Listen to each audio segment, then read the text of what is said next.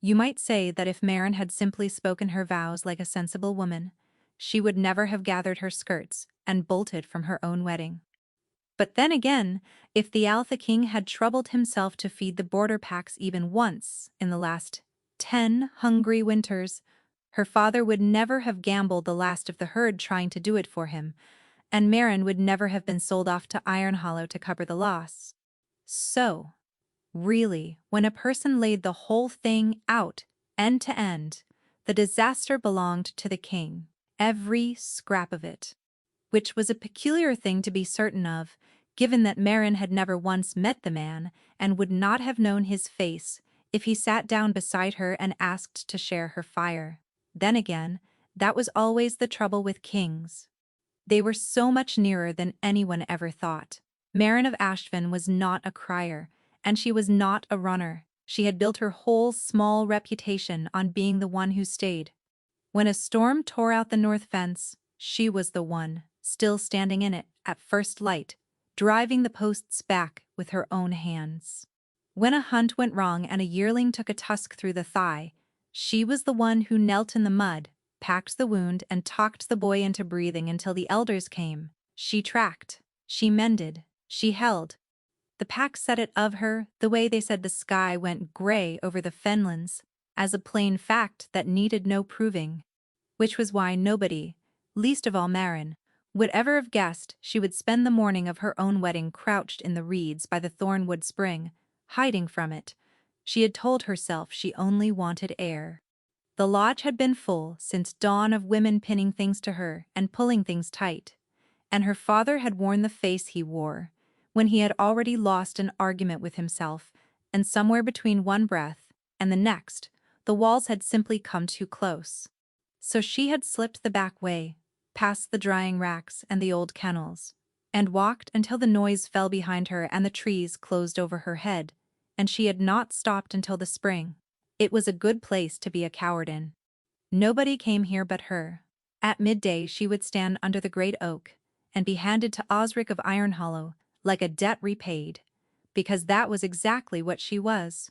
Her father had borrowed against a bad winter, and Iron Hollow had the timber and the grain and the patience to wait. And when they named their price, the price had been her. It was not cruelty. That was the part that curdled in her throat. It was arithmetic, a daughter for a debt, and the whole border would call it a fine alliance, and drink to it, and no one would once ask the daughter what she thought of the sum. She had met Osric twice. Once he had corrected the way she held a skinning knife, and once he had spoken over her for the length of a supper, without appearing to notice she had a voice at all. She did not hate him. Hate would have been something. She felt about her marriage the way she felt about a long march in the rain, that it would be endured, because there was nothing else to be done with it. You will freeze, sitting in the wet, like that.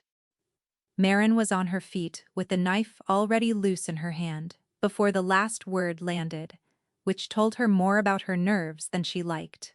A man stood on the far bank of the spring, where a moment before there had been no one. He wore a traveler's cloak, with the hood up against a chill that was not there, and he held himself with the loose, unbothered ease of someone who had never in his life been made to hurry. She could see the lower half of his face. She could not see much else. "I did not hear you," she said, which was an accusation. She always heard people. It was half her trade. "No," the stranger agreed, as though this pleased him. "You were busy hating your morning." He tipped his head toward the water. "May I?" She did not answer, which he took for yes, and lowered himself onto a flat stone across from her, with a traveler's carelessness. There was no fear in his scent. That was the first strange thing. Strangers who came upon an armed woman alone in the deep wood generally carried at least a thread of caution, and this one carried none at all, only something cool and clean and faintly amused, like snow that had not decided whether to fall. "You are dressed for a feast," he observed. "I am dressed for a sail." The stranger's mouth curved. "Those are often the same event." Something in the dry way he said it undid her guard, and because she was frightened and furious and had nowhere to put either, the words simply came. A fine alliance, they will call it. 2 packs made stronger. As though I am a fence being mended and not a person being spent. She heard her own voice climbing and did not stop it. And do you know the worst of it? Not one soul above me will ever wonder how it came to this. The border starves, and the border sells its daughters, and the crown its silver pine sits fat and far away and calls it the natural order. If the king had a spine in him, he would look once at what his hungry packs are driven to. But he will not. Kings never look down. It costs them their view. Strong words, said the stranger mildly. True ones. You would say that to his face, would you? Marin lifted her chin. I would say worse. The stranger laughed, low and genuinely delighted, and the sound of it did something inconvenient to the pit of her stomach that she chose to ignore. He rose unhurried, and she understood the audience was ending, and was surprised to find she minded. She turned to go before he could see it on her. Marin! She stopped as though roped. She had not given him her name. She was certain of it, the way she was certain of tracks in fresh snow. And her wolf came up under her skin all at once and pressed itself flat, the way it did before something larger than her stepped into a clearing. How do you know my name? She said, and her voice had gone quiet. But the stranger only pushed back his hood far enough to let her see his eyes, which were a pale and startling gold, far too sharp for the easy face they sat in, and he smiled at her as if he had already read the last page of a book she had not begun. Go and get married, he said gently. You are late. The whole of Ashfin had turned out under the great oak, and the whole of Iron Hollow with them, and the difference between the 2 packs was written in every thread they wore. Iron Hollow came in oiled leather and worked silver, their banners crisp, their guards fed. Ashfin stood across from them in its Sunday best, which was only its ordinary clothes brushed twice, and tried not to look as though it were counting the visitor's boots and finding its own wanting. Between the two, Marin's father Harl stood at the front with his hands knotted behind his back, and every time he glanced at his daughter he looked away again quickly, as if her face were a ledger he could not bear to read. Osric waited beneath the oak in a coat that had cost more than Ashfin's autumn stores. He looked at Marin as she came up the aisle the way a man looks at a horse he has decided to buy, satisfied and already a little bored. And something in Marin that had been lying very still for 3 days sat up and bared its teeth. She had told herself she would endure it. She had marched through worse than this in the rain, and this was only a morning, and mornings ended, but her wolf did not believe her. All the long walk up the aisle, it paced beneath her skin, hackles up, and every step, closer to the oak, wound it tighter, until by the time she reached the tree, she could feel it, straining against the leash of her good sense, like a hound that has caught a scent no one else can smell. She had learned young to trust that feeling. It was the same one that had kept her alive on bad ground more times than she could count. Something here was wrong, it told her, wrong in the marrow, and no amount of arithmetic was going to make it right. The binding was old and simple. The 2 of them would stand before the elders. Osric would speak the claiming words. Marin would bare her throat to show the giving of it, and the elders would call the packs bound, and it would be done and could not be undone, because a throat once given before witnesses was given for life. That was the whole weight of the thing. There were no second askings among wolves. What you offered at the oak, you offered forever. She reached the tree. She turned. Osric took her hand without being invited to, and his palm was dry and certain, and he began to speak. By the old law and the watching moon, I take the daughter of Ashfin into Iron Hollow, to keep and to hold her debts, my debts, her blood, my blood, her throat, mine, to guard until the last of my days. He was looking at her father, at the elders, at the watching crowd, saying the words to them, for them, and Marin understood in one cold, clean instant that she was not being married at all. She was being announced. A transaction read aloud, so that no one could later claim not to have heard the price. Now bare your throat, Osric murmured, and we are finished. And Marin, who did not cry and did not run, looked at the man who had already forgotten she could speak, and heard herself say, very clearly, so that every wolf under the oak caught it, "No." The word dropped into the clearing, like a stone into a still pool. "No," she said again louder, because saying it once had cracked something open, and now the rest came pouring after it. "I am not a debt to be settled at a tree. I am not blood you can buy by the cartload. You have not asked me a single question in your life that you cared to hear the answer to, and I will not give my throat to a man who thinks he already owns it." She pulled her hand from his, and it came free easily, because he was too astonished to hold on. "Find another fence to mend, Osric. This one is done being spent for one heartbeat." The entire clearing simply stared at her. Then it broke apart all at once. Iron Hollow surged with outrage, their guards' hands going to their belts. Her father's voice cracked out her name in pure horror. An elder was shouting for order that would not come, and Osric had gone, the dark, ugly red of a man humiliated before the only people whose opinion he valued. And Maren did not wait to see what he would do about it. She ran. She went the way she always went, the tracker's way, off the trodden path, and into the close green dark of the thornwood, where fine Iron Hollow boots would flounder, and Ashfin would not dare follow a bride gone mad.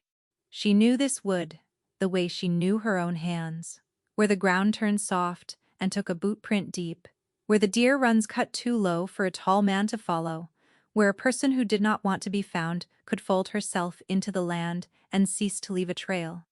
It was the one gift the border's poverty had given her, and this morning she spent it without a shred of guilt. Branches tore at the borrowed finery. She let them. She ran until her lungs burned and the shouting thinned to nothing. And still she ran, because stopping meant thinking, and thinking meant understanding what she had done. She had shamed Iron Hollow in front of the border. She had spat on a debt her whole pack owed. Iron Hollow had timber and grain and fed guards, and Ashfin had a broken fence and a bad winter behind it, and a worse one coming, and she had just taught the richest pack on the border that Ashfin's word at the oak meant nothing. That was not a broken wedding.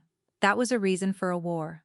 Somewhere far behind her, faint and carrying, she heard Osric's voice lift over the trees. Cold now, the fury gone quiet, and therefore worse. She did not need to. She knew a promise when she heard the shape of one. Maren ran until the light failed, and the enormous, irreversible fact of what she had done ran easily alongside her the whole way, and did not once fall behind. She could not run forever. A tracker knows better than anyone that everything leaves a trail, and hers led one place only, and so near the middle of the night, cold and scratched and hollowed out, Maren came home. She did not go to the lodge. She went to the old training yard at the pack's edge, where the ground was worn bare, and the fence was the one she had helped mend 100 times. Because the yard belonged to Alden, and Alden was the only door in Ashfin she could still make herself knock on. He opened it before she raised her hand, which meant he had been waiting up. Alden was old, the way good leather was old, worn soft but nowhere near worn through, and he had been the pack's war master back when Ashfin was still proud enough to need one. He had found Maren at 13, half feral and stealing from the smokehouse after her mother died, and instead of thrashing her he had put a tracking knife in her hand and told her a girl who could get into his smokehouse unseen was wasted, crying in ditches. He had made her into something. He was the nearest thing to a true father she had, which was a disloyal thought, and she had it anyway. "Well," Alden said, looking at the ruin of her finery, "you have had a day." And because it was him, the whole brittle thing she had been holding together since the oak simply gave way. "I have ruined us," she said. "Alden, I stood up under the tree and I told Osric no, in front of both packs, and I ran. And now Iron Hollow will come inside before you say the rest of it to my whole yard," he said, and drew her in and shut the door. He sat her by the fire and put something hot in her hands and let her get it out, all of it, The sale and the debt and the words that had come pouring up out of her before she could stop them. He did not scold her. That was the thing about Alden that undid her every time. The whole world was ready to tell her what she had done wrong, and he only ever asked what she meant to do next. But when she finished, even he was quiet for a long moment, and the quiet frightened her more than shouting would have. "You understand what this is?" he said at last, carefully. "Not the shame. The shame is nothing. Wolves have survived worse than a red face." He set his own cup down. "Iron Hollow leant against your father's word and took your throat as the surety. You broke the surety in the open. In the old law that is not a jilting, girl. That is a theft, and a pack that has been robbed at the oak is owed a reckoning, and it may name that reckoning whatever it likes." Marin felt the cold of it settle all the way down. They will come for the debt. They will come for more than the debt. Alden's jaw worked. They will come for a throat to close the ledger. Yours, most likely, and they would be within the old law to take it, and not one pack on this border would raise a hand to stop them, because you will have taught every one of them that Ashven breaks its word. He looked at her, and there was no anger in his face, only a grief, so old and so deep it looked like patience. "You did a brave thing today. I want you to know, I think so. But brave things have prices, and I am afraid this one may be paid in blood, and not only yours." There was nothing to say to that, because he was right, and they both knew it. Marin stared into the fire, and thought of her father's face turning away under the oak, and of the yearling she had once talked into breathing, and wondered who would talk Ashven through the wound she had just opened in it. "What do I do?" she whispered. "You sleep," Alden said gentler now. "And in the morning we think. There is always a road through. I have not found the one through this yet, but it is there. It is always there." He squeezed her shoulder with one heavy hand, and for a moment she let herself believe him, because believing him was the only warm thing left in the whole terrible day. And then, far off across the sleeping pack, the border horn sounded. Not the short bright note that meant a returning hunt. One long low call, the note that had not been blown in Ashven for longer than Marin had been alive. The note that meant a great one had come to the gate. Alden was on his feet at once, and every year of the old War Master came back into him between one breath and the next. He crossed to the shuttered window and put his eye to the crack, and went utterly still. "Silver pine," he said, very low. "Those are silver pine colors." Marin's blood turned to river water. Silver pine. The crown. The throne that sat fat and far away. The king she had cursed to a hooded stranger by the spring not one full day ago. "Why?" she breathed. Why would the crown ride to the edge of nowhere, in the dark?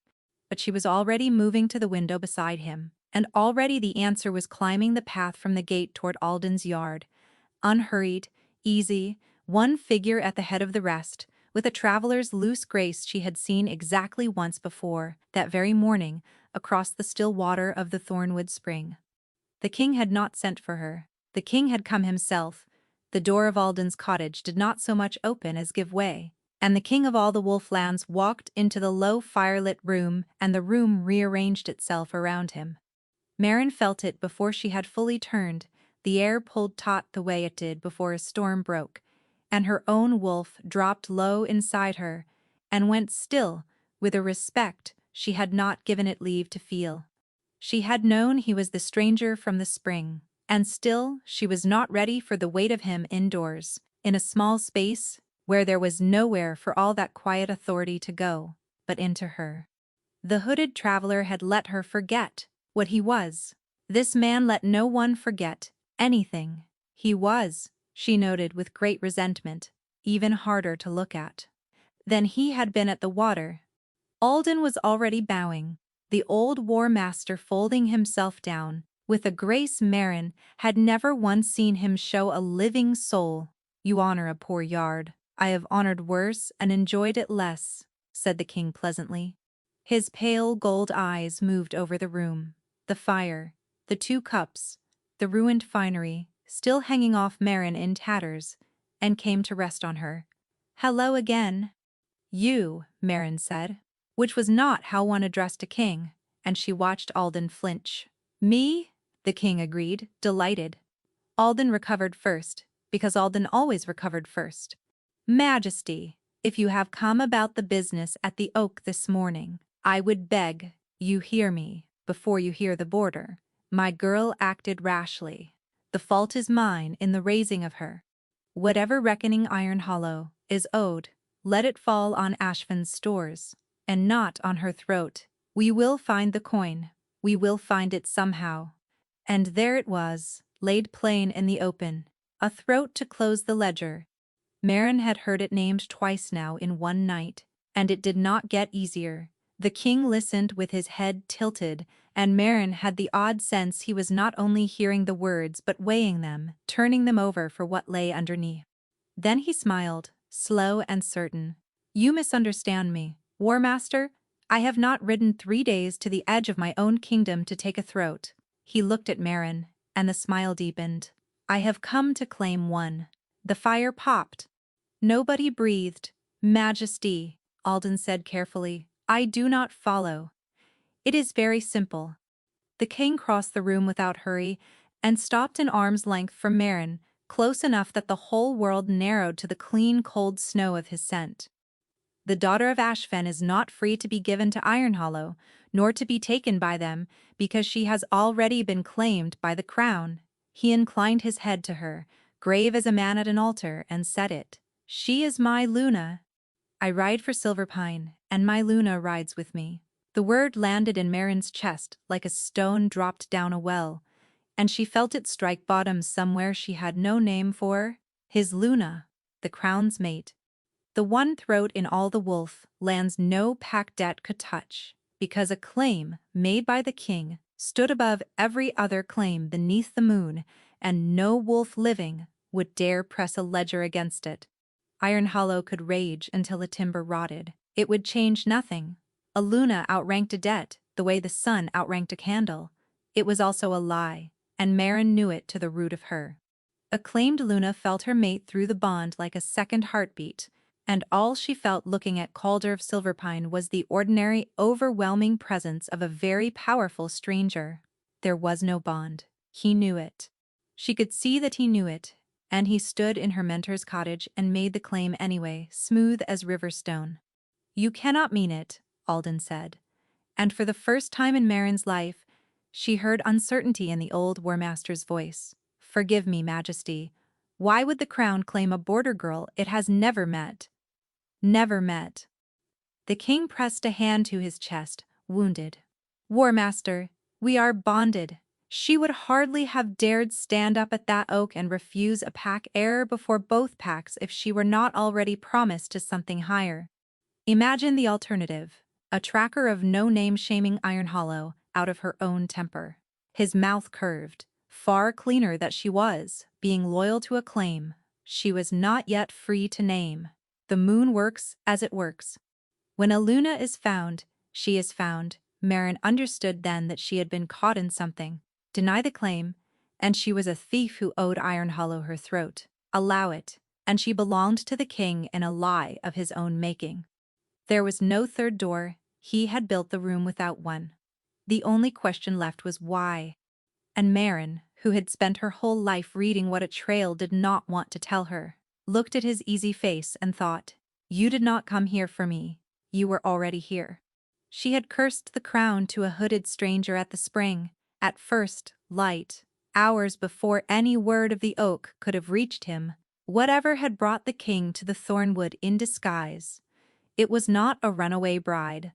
She had simply been standing in the road when he passed. Beside her, Alden bowed his head, defeated. "As you say, Majesty, good."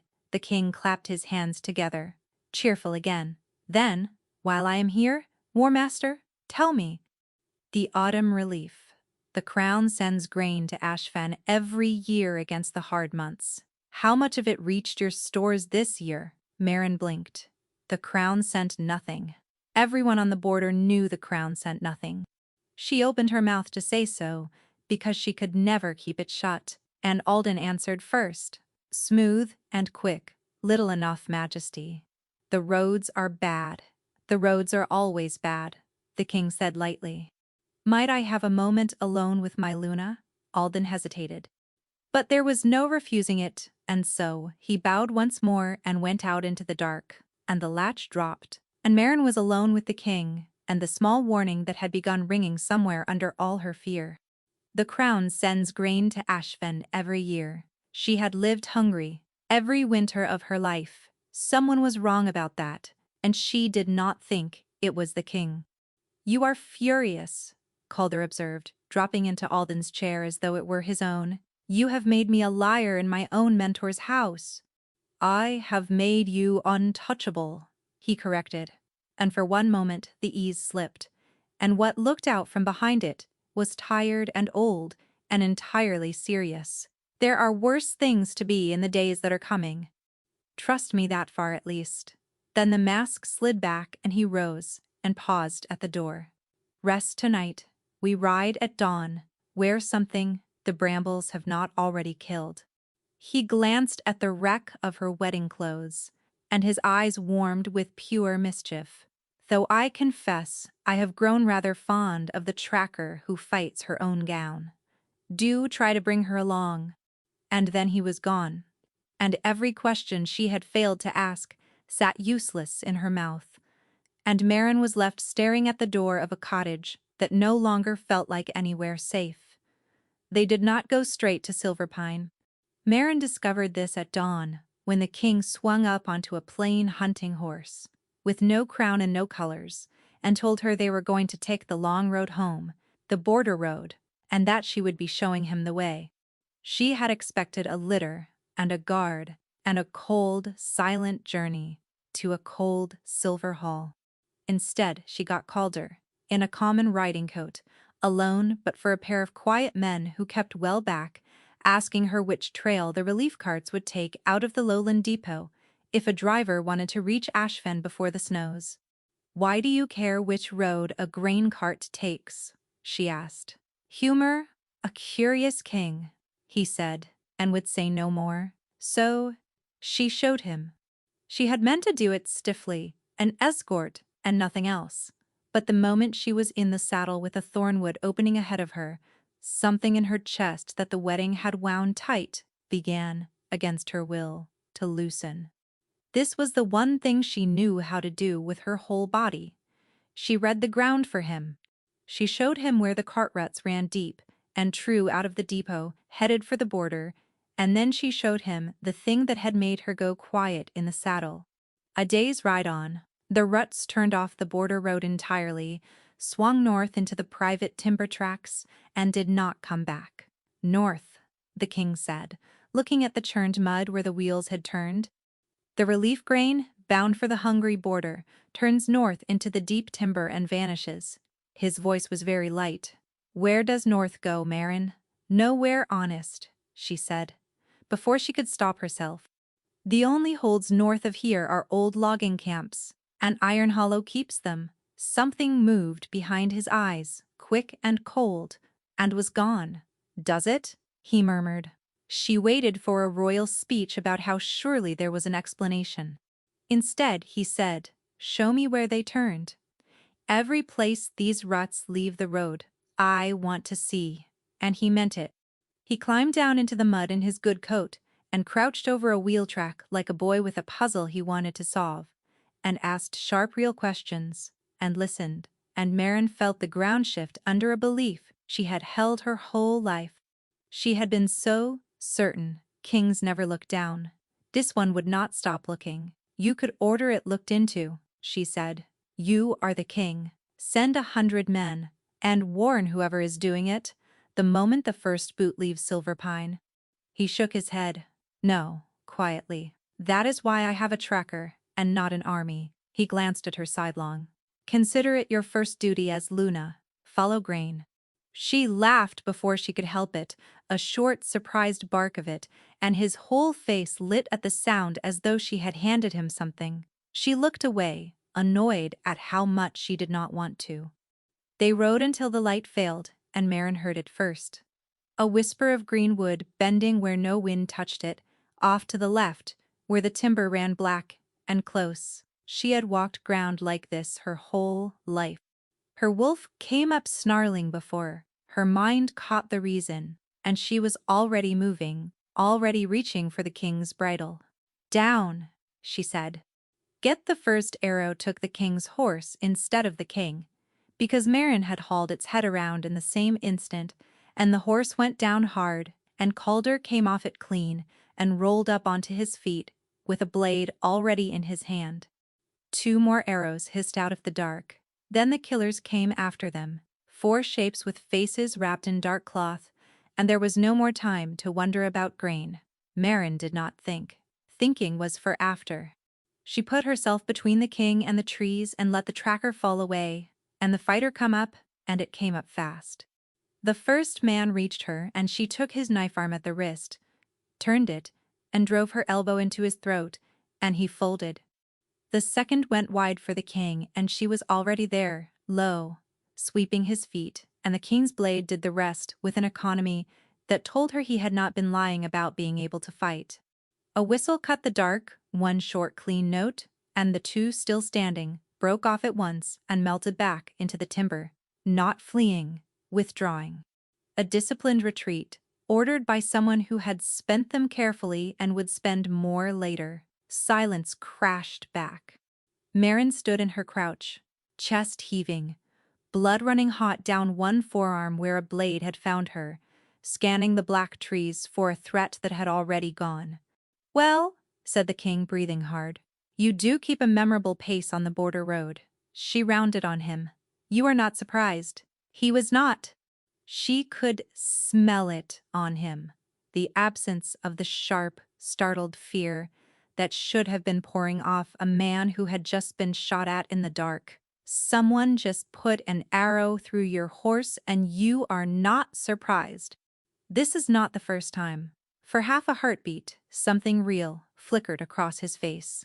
Then it was gone, smoothed over, and he was reaching for her bleeding arm with maddening gentleness. "You are hurt. Let me see to that." She stepped back out of his reach and bound the wound herself, tearing a strip from her own sleeve and knotting it tight with her teeth, and one hand the way she had done it a dozen times in the field. She did not look at him while she worked. She could not, quite.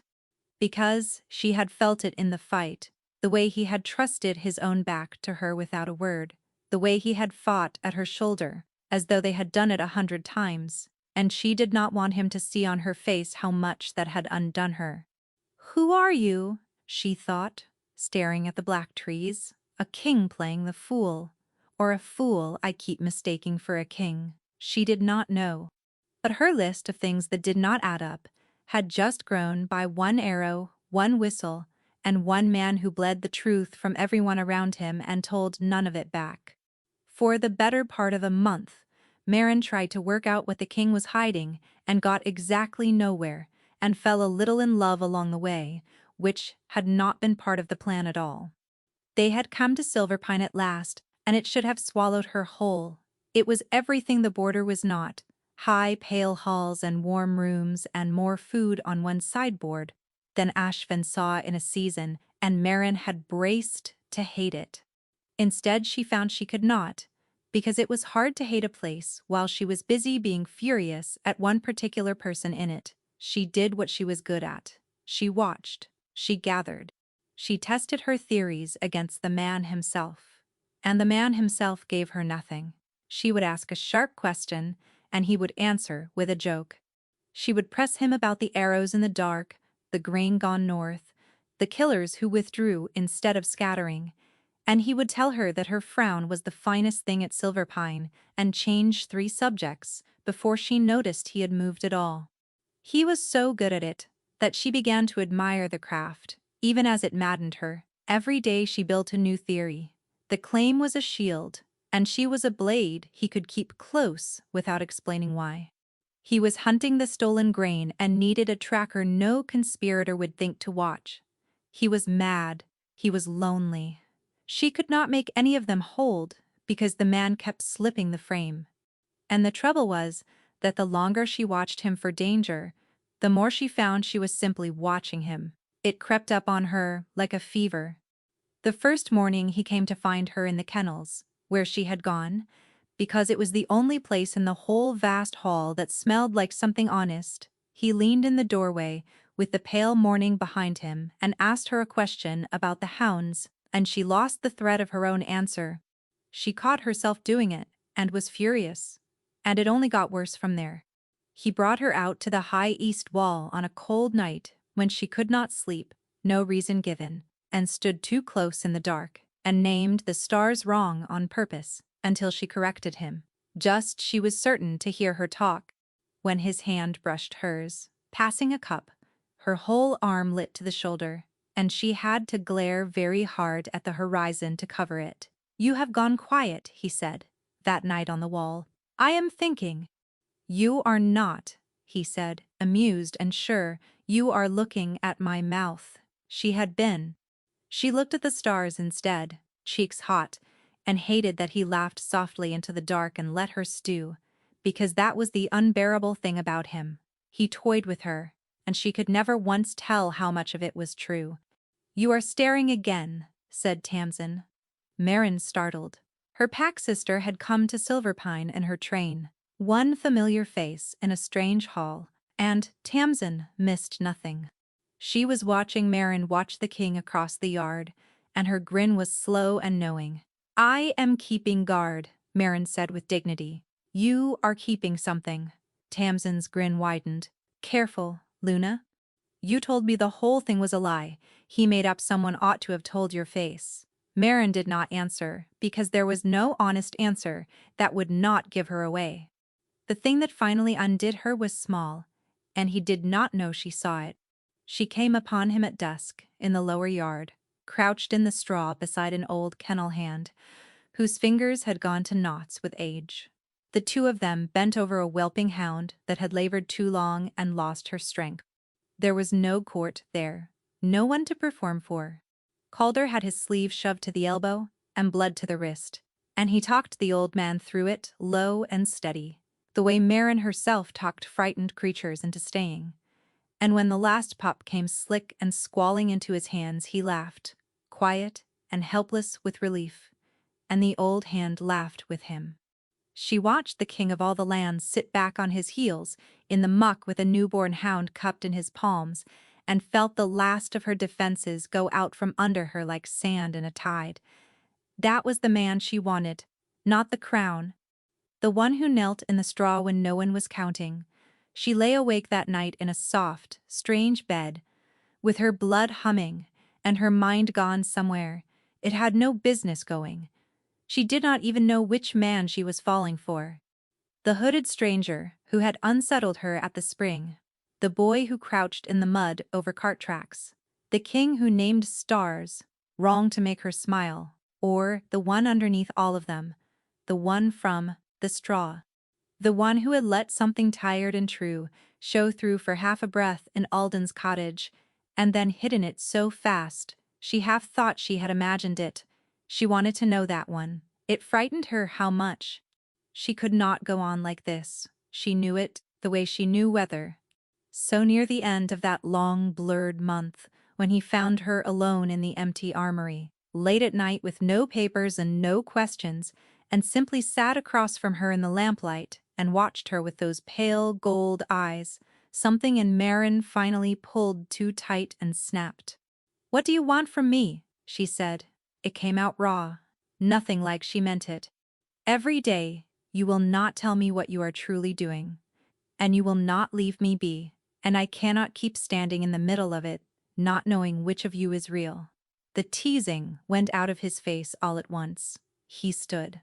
He came around the bench toward her slowly, the way a person approaches something that might bolt, and Maren's heart began to slam so hard she was certain he could hear it. "And if I told you," he said quietly, "that the answer to both questions is the same." "The answer to both questions is the same," he said again, and every trace of the easy court manner had gone out of his voice. "I have kept it from you because it is the one thing I own that I cannot unsay, and I have built my whole life out of saying only the things a man can take back later." Maren's heart was somewhere up behind her teeth. The lamplight moved slow on the armory walls. She could send him away with a word, and she knew the word, and she did not say it. Then stop taking things back, she said instead. For one long breath, he only looked at her, weighing it, the way he weighed everything. Then he crossed the last of the floor between them, and he did not stop where a careful man would have stopped. She had spent her whole life being wanted for the use of her, for her nose and her knife, and her steady hands when a thing went wrong in the dark. No one had ever once come at her with empty hands and nothing in them but wanting her. It undid something in her that no blade ever had. When his mouth found hers, she stopped thinking in words at all. There was the cold, clean scent of him, gone suddenly warm at the edges, and his hand fisting slow in her hair, and the low, rough sound he made when she kissed him back like a starving thing, because she had been starving for a month, and had called it a dozen other names. Her hands closed in the front of his shirt, and held on as though the floor had tilted under her, and for one long moment the whole world narrowed to the warmth of him and the wild racing of her own heart. And then at the very height of it, the thing she had sworn up and down did not exist, simply arrived. It was not the wanting, she knew the wanting.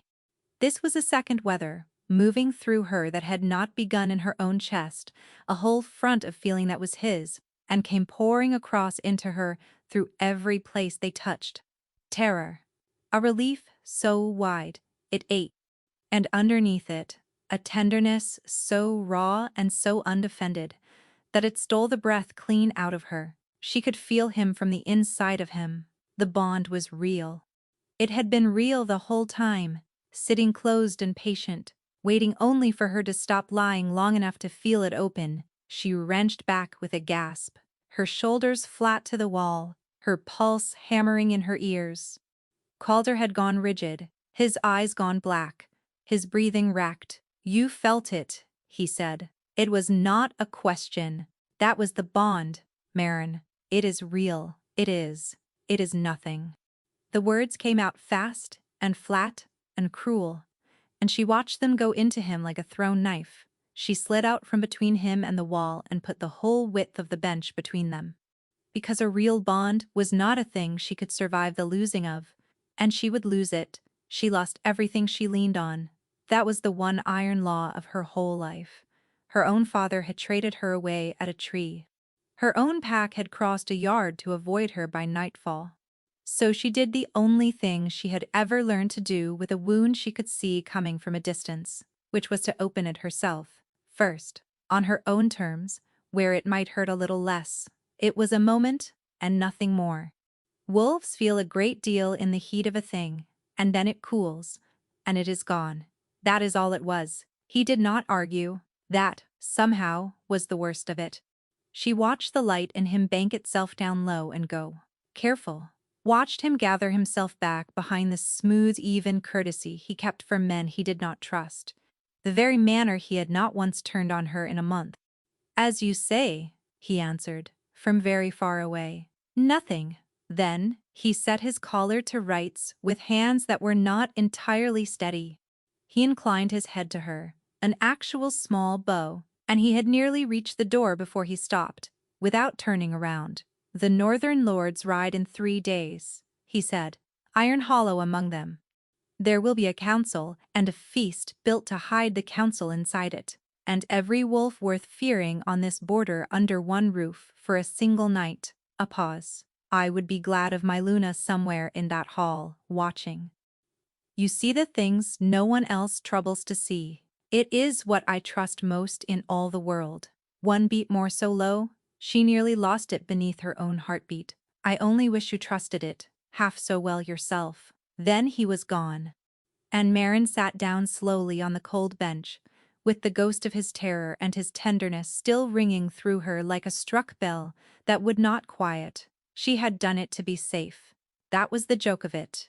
She had spent her whole life learning to see the blow before it landed, to read the ground and know where the snare was set, and the one time it mattered most, she had set the snare herself and walked straight into it with her eyes open.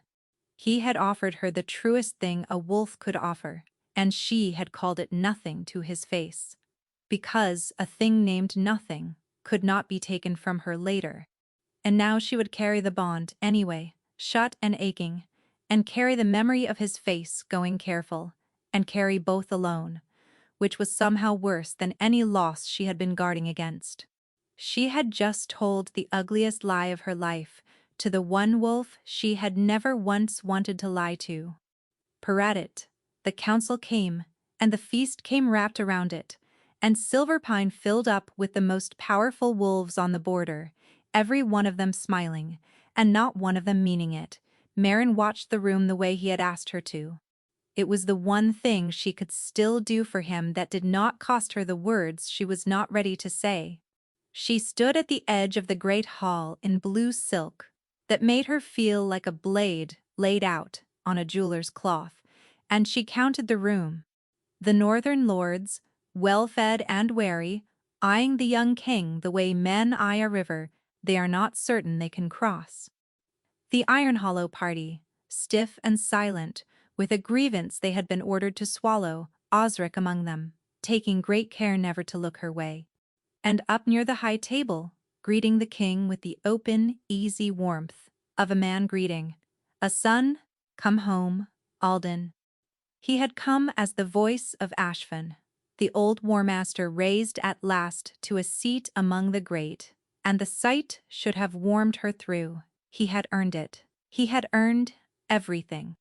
Instead, something in her went quietly out of true when she looked at him, one wrong note under the music.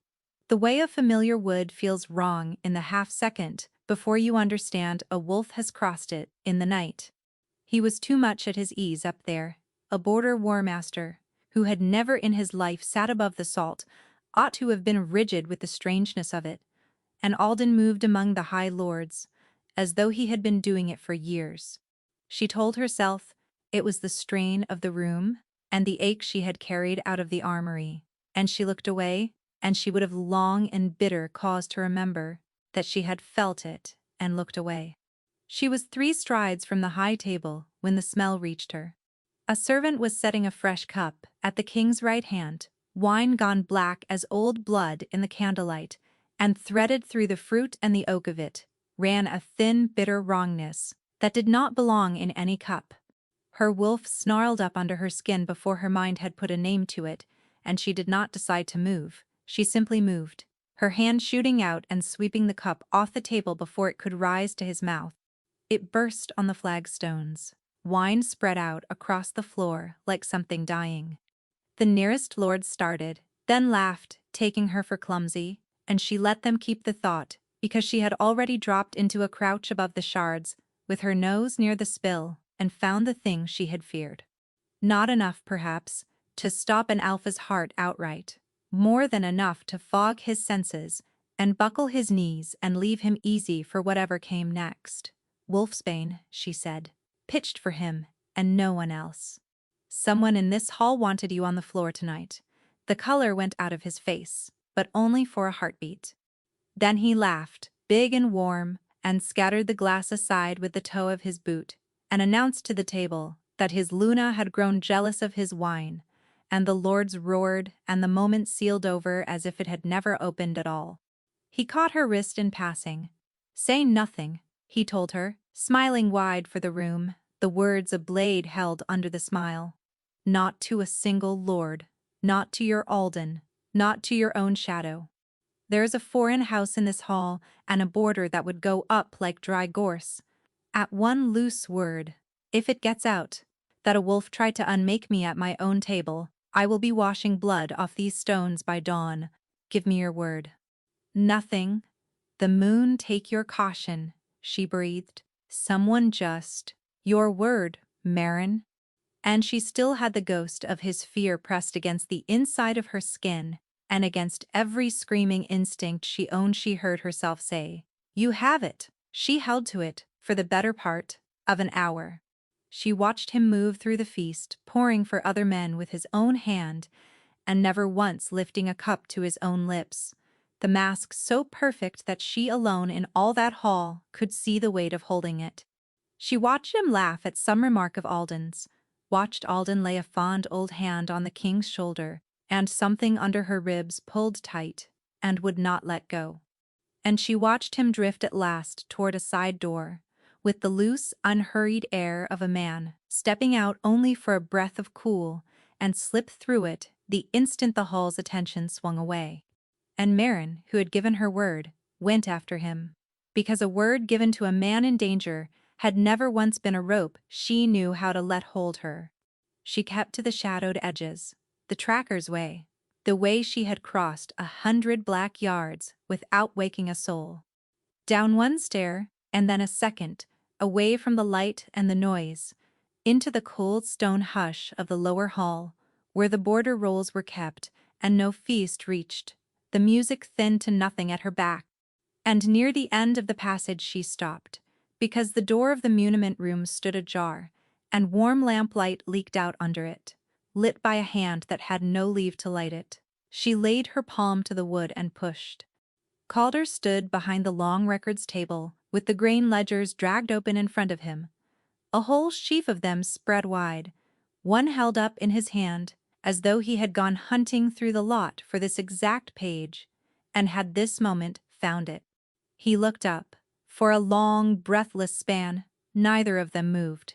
"Marin," he said, very quietly, very level, "you are about to draw the wrong conclusion, and I will not blame you for it. But hear me first." In a month at his side, she had never once seen the king grope for an answer. He always had it waiting, easy and whole, before you had finished putting the question. But now he stood behind the records table with a stolen hour and an armful of grain ledgers, and he had nothing ready, and the silence stretched. "Tell me a lie I can live with," she thought at him and could not say aloud. His jaw went tight, as though he had heard it anyway. "Someone dropped wolfsbane in your cup, not 1 hour ago," she said, and her voice came out not quite her own. "You made me swear to breathe no word of it. And then you walked straight down here into the dark to read the boarder's accounts by a lamp no one gave you leave to light." Her throat had closed to a thread. "So tell me, Calder, what is happening under this roof?" He set the ledger down, gently, the way a man sets down a thing he is afraid to break. "I have been hunting Alden," he said. The words would not turn into meaning. They were only shapes in the air. "Alden?" she repeated. "My Alden. Your Warmister." His voice had gone quiet and terribly kind, the smooth, patient one he kept for frightened men, the one he had not used on her in weeks, and was using now. "Every autumn, the crown sends grain to the border. Enough to carry Ashfin through the worst winter that ever howled. For 10 years it has left the lowland depot full to the boards, and for 10 years it has swung north into the deep timber and never reached a hungry mouth. You showed me the ruts with your own hand. The only holds up there are old logging camps." He held her eyes. "They do not belong to Iron Hollow. Iron Hollow leases the standing trees and has no idea what moves through those camps after dark. I let the trail seem to point at them for a month, because someone had gone to trouble to make it point there, and a false trail tells you as much about the hand that laid it as a true one. The camps are held through 3 false names, and the seal of a dead man, and every thread of it runs home to the same fist." He turned the open ledger so the page faced her. "Grain drawn full, sold on inland at a hard profit. Coin carried back out to men who wrap their faces and keep short memories. The men who put arrows into us on the border road were spending that coin. I have spent a month proving what I first smelled the morning I rode up to your spring in a borrowed cloak. And tonight, in this book, in his own writing, I have it whole." "No!" Her back had found the door. "Alden hauled me out of a ditch. I was 13, and starving and robbing his smokehouse, and he put a tracking knife in my hand instead of a strap across my back, and told me I was worth more than the mud I cried in. He gave me a craft and a name. He is the one wolf in my whole life who never once lied to me, is he?" Calder did not raise his voice by a hair. "Marin, at the spring, before you had any notion of my face, you cursed the crown for letting the border go hungry. You told the stranger, 'The king sits fat and far off, and lets his starving pack sell their daughters at the oak. You believed it in your bones. He came around the table, one slow step, and halted the instant she flinched. But the crown never once let the boarders starve. The crown sent grain enough every single year. A hand made certain it never arrived, and that same hand made certain the boarder laid the blame on the throne for the hunger. You did not come to those words on your own, out of your own hard winters. You have been carrying them for years. Ask yourself whose mouth they lived in first.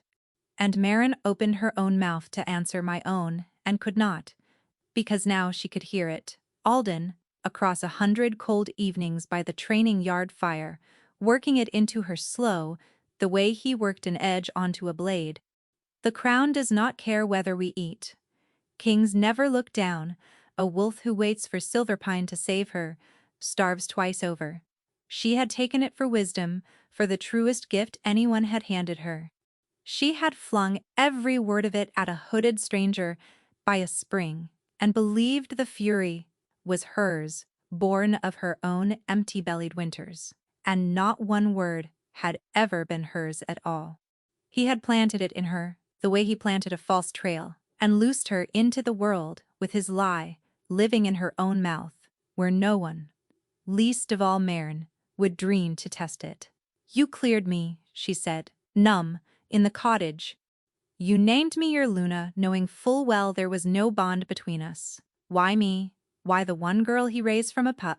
Because a wolf who blows her own wedding apart in front of 2 whole packs is not running a long patient scheme, he said. And because at that spring you told the plain hard truth to a stranger's face, with nothing to gain by it. Schemers flatter. You called a king a fool to his hood and dared him to take offense. Something raw pushed up under the calm.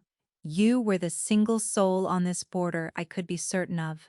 I needed a blade, close to Alden, that he had raised and trusted and would never think to watch. And yes, I am sorry. I told myself it was only strategy, right up until it stopped being strategy, and by then, I was too far gone to say so.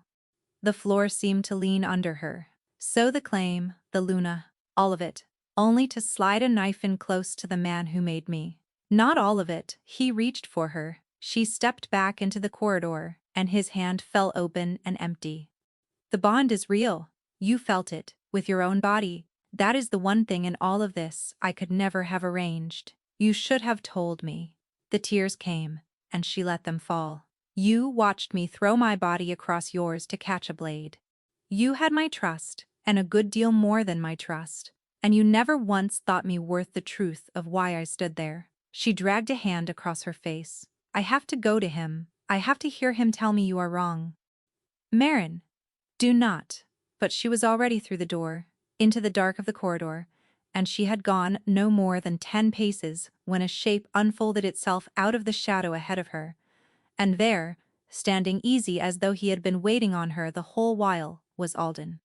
There you are, Alden said, in the same warm gravel that had raised her, and it made her want to weep. You have gone white as bone. What has he done to you? She nearly went to him. Her whole body swayed toward the one safe door of her childhood before her mind caught the reins. And she made herself stop 3 paces short, and let her face come apart, which was not hard, because the grief in it was true. He says monstrous things about you, she said, and let her voice shake. The grain, the camps in the north. He says every thread runs back to your hand. Ah. Alden let out a slow father's sigh, and here I hoped to keep it from you. Hear me, Marin. The king is a drowning man, and a drowning man will drag a name down with him for one more breath. He came a step closer. Iron Hollow's people caught him in the muniment room tonight, with his hands in the border accounts, dressing a false trail to hang his own empty treasury on Ashfin, on me, on you, before the northern lords can count his coin and find it short. And it is fouler than theft. His jaw set with a sorrow so flawless, she would have swallowed it whole a week past. The foreign lord's daughter, I saw it myself, not 1 hour gone. He had her drugged and carried to his rooms, so her father would have no path but to sign the border over to save her name. A wolf who would do that is not fit to stand under the moon. He falls tonight, and there are good houses ready to hold the border steady after. Good houses ready to steady the border, she thought. Once the king he meant to kill lay cold, his houses, and then she caught the rest. Not 1 hour gone. But she had stood at the king's shoulder, the whole of that hour, struck the poison from his hand, trailed him into the dark herself, and there had been no daughter, no drug, no rooms. The hour was a lie, and the whole shape of it, laid by the very man who had taught her to read a false trail, certain she would never turn the lantern on him. Calder had told her the truth, every word. Her hand did not go to her knife.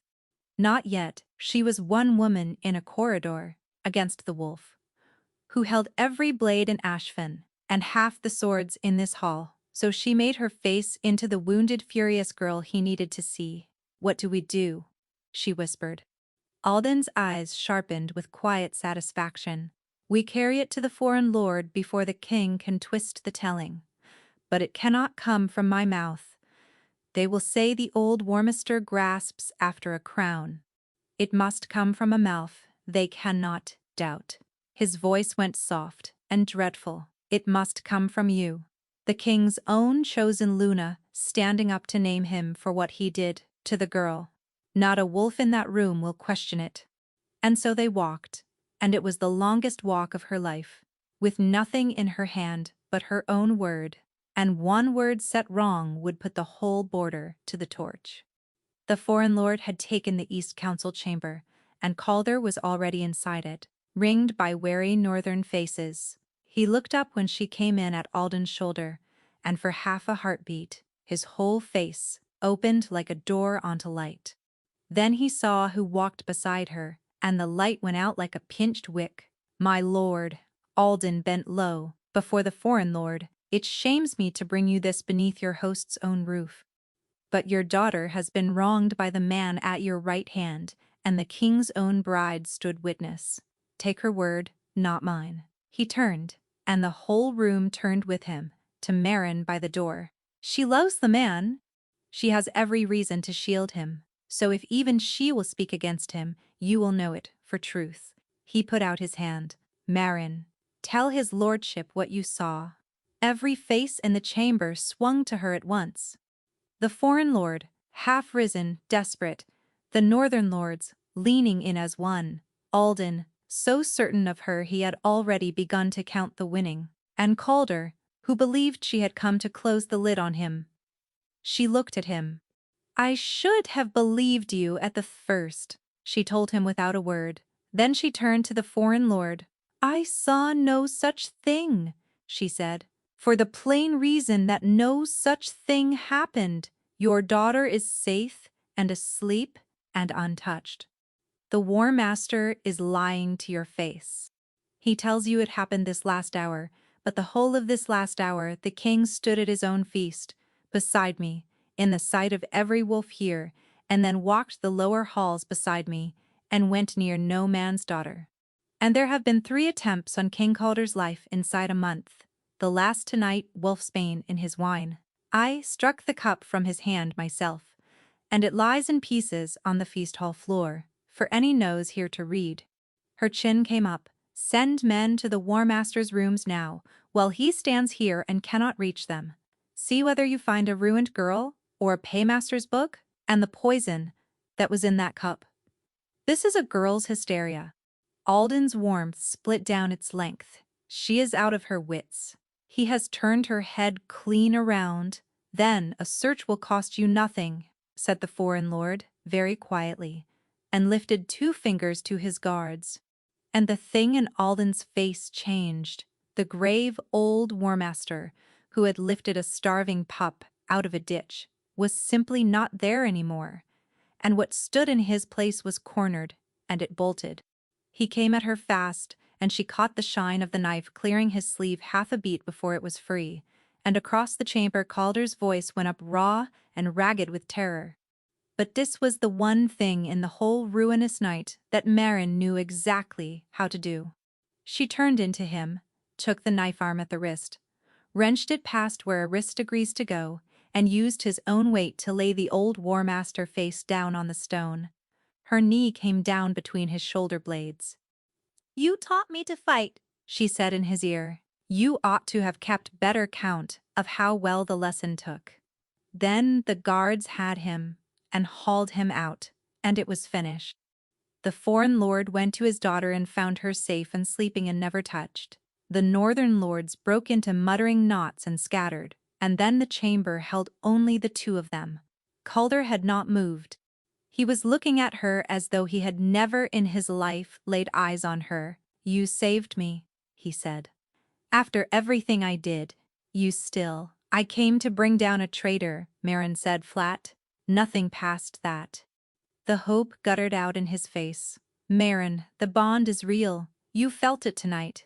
It changes nothing whether it is real." Her voice came level and cold, and it cost her everything to hold it there. "I saved you because it was my duty, and because Alden was a traitor. Not for one breath, because I have forgiven you." She stepped out of reach of his hand. "You looked me in the eye for a month, and used me to get at the one wolf who ever believed in me. Nothing unmakes that." She turned for the door. "I am glad you are alive. You will make a good king. But I do not trust you, and I no longer know whether I ever will again." She saw it land behind his eyes, the understanding that he had cracked a thing that would not come whole again. "Maren, please, I will do anything." She walked out. She had been warden of the border half a year, and she was good at it, and she had never once doubted that she would be. The border was another country now. Alden sat in a cell beneath the old fort at Silverpine, the rot he had worked into Ashfin across 10 long years cut out clean at last, the false names unpicked, the northern camps thrown open and emptied to the boards. And the grain came. That was the thing Maren still could not make herself believe. Every autumn the crown had sent it, exactly as it always swore it did. And this autumn, for the first time in her living memory, it arrived, cart upon groaning cart, rolling down into Ashfin, while the whole pack stood along the road and wept, and her father Harl wept the hardest of any. The king had done every bit of it. He had made her warden with his own hand and his own seal. Iron Hollow came to heel that winter, and it was Maren who brought them. The false camps had sat on Iron Hollow's leased land, and for a breath the northern lords had bayed for Iron Hollow's head over it, until the warden of the border stood up and said plainly that a pack could be a fool without being a traitor, and spared them. Osric had to take that mercy from her hand, before his own people, the man who had once corrected the way she held a skinning knife, and talked over her through a whole supper as though she had no voice. He did not meet her eyes now. She found she did not need him to, and the king for his part had spent every one of those 6 months trying to win her back, and failing at it, and refusing to leave off failing. The letters began within the week. 2 and 3 a week, always in his own hand, and she answered not a single one, and still he wrote. Some were 3 lines long. Some ran for pages, and were not even about the two of them. A garrison posting, a quarrel over a widow's pension, a knotty point of border law, as though her plain, flat, honest reading of a thing were still worth the having. One came that said only, "I have run out of clever ways to write a small word, so here is the plain one. I was wrong. I keep expecting the wrongness to shrink if I look at it long enough. It does not." And one, low on a long page, she had sworn she would not finish. "I do not want you back to keep my accounts, though the border has never been kept so honestly. I want you back, because the rest of it has gone gray, without you standing in the middle of it. I know I have no right to say a thing like that. I am saying it, regardless." She kept them. She told herself, a warden keeps every record that crosses her desk, and did not look too hard at why this particular stack lived in the locked drawer, nearest her writing hand. Her father came too, in his own halting way. Harl, who had not been able to meet her eyes at the oak, walked the whole road from Ashfin to stand in her yard and turn his cap round and tell her he had been a coward, that fear and a bad debt had made him spend the one good thing his life ever made, and that he came expecting no forgiveness, only to say it out loud where she could hear. She did not forgive him all in a rush, but she put the kettle over the fire, and that was a start, and it was slowly mending, the way the north fence had mended under her hands, one driven post, and then the next. Tamsin, of course, had a great deal to say. Early on it was, let him ache for it. You do not owe that man an hour of your time. A couple of months later, it had softened to, you know, he rode up to the northern camps himself to see them broken open in the mud, like any common ranger. I only mention it. By the 5th month she had thrown subtlety out of doors. Warden. With love, you are wretched. He is wretched. And those of us who live in the yard between you are heartily sick of the weather. I let a man use me once, Marin said, and set her pen down. I am not putting my hand up for a second turn of it. I am a good warden. The packs are fed. I would like to be left in peace to do the work. The bond was the trouble. Leave one open and it took root, and rooted it would not come up again. So she had kept it clamped shut for 6 months and hoped that, starved, it would die back and let her be. It did not. Every night after the late rounds, the low warmth of him sat just under her ribs and refused to dim, and she lay awake, hating how surely she knew he was there and breathing. Then, on an ordinary gray morning in the 6th month, Tamsin came into her office wearing the particular color of a person who has just made a very large mistake. He is gone, she said. The king, off the grounds entirely. Not in his chambers, not in the hall, not anywhere a wolf has thought to look. His horse still in its stall, his sword still on its stand. The room swept and cold and empty. She swallowed. No one has set eyes on him since the dawn bell. The floor did not so much drop out from under Marin as simply cease to exist. 3 attempts on his life, a cell full of Alden's silence and a border still thick with men who had once eaten Alden's coin. No horse taken, no guard woken, no word left, and a scent trail the trackers had already run to the east postern and lost there. The way a scent gives out when a man is being very careful or when a man is being carried. There was one road left that would find him. She had known it from the instant Tamsin said the word gone. Marin pressed her hand flat to her own chest, over the thread she had spent half a year trying to smother. It is duty, she told herself. He is the king. Finding him is the work. It was not only the work, and she knew it, and she opened the bond anyway. It came through her like a shutter, torn off its hinges in a gale. Grief first, deep and without a floor to it, the near twin of the one she had been carrying all these months. Then a loneliness, so complete, it emptied her lungs. And under all of it, faint and steady and unmistakably his, a bearing, a pull, a line drawn taut across the miles, and hauling her along it, south and west, away from the fort and the fear, out past the walls, toward the deep green quiet of the thornwood, toward water. She knew, before she was halfway to the gate, exactly where the line would end. She was already running. She reached the thornwood spring at the gray edge of dawn, hand on her hilt, braced for a body or a blade, and stopped dead. There was only the king, on the flat stone at the water's edge, the very place a hooded stranger had once taken her whole life apart in a quarter hour. No guard, no crown. His head tipped back against the birch, watching the light climb gold through the leaves. You have given the whole fort a seizure, she said, and let the fury cover everything underneath. No guard, no word, and 3 men have put steel to you inside a year. You stroll off alone into the one wood where I first decided you were insufferable. He turned and saw her, and through the bond she had left carelessly open she felt it break over him. Joy and disbelief and relief. You came, he said. You vanished. Of course I came. It is my. Do not, he said gently, say duty. I felt you open the bond, Marin, from here. It went through me like the sun coming up. He did not rise. All the easy armor was gone, and what was left was plain and tired.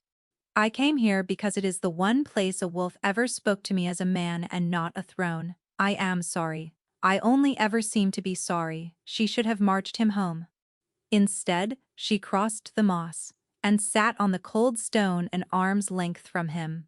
You have kept at this 6 months, she said. You are not a man who gives things up.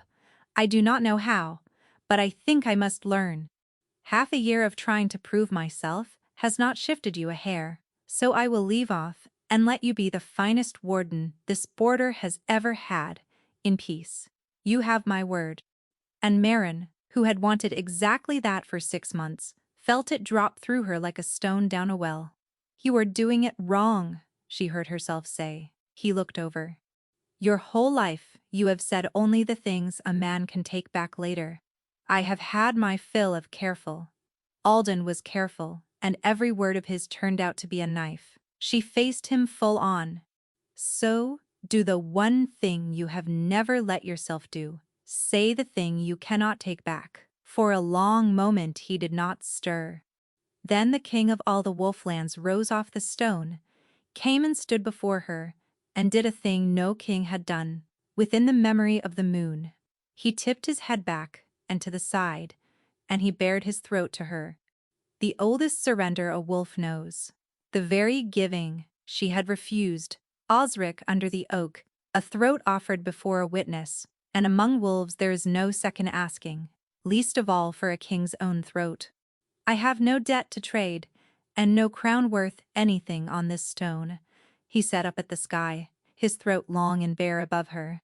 I am not asking you to trust the king. I am handing you the man.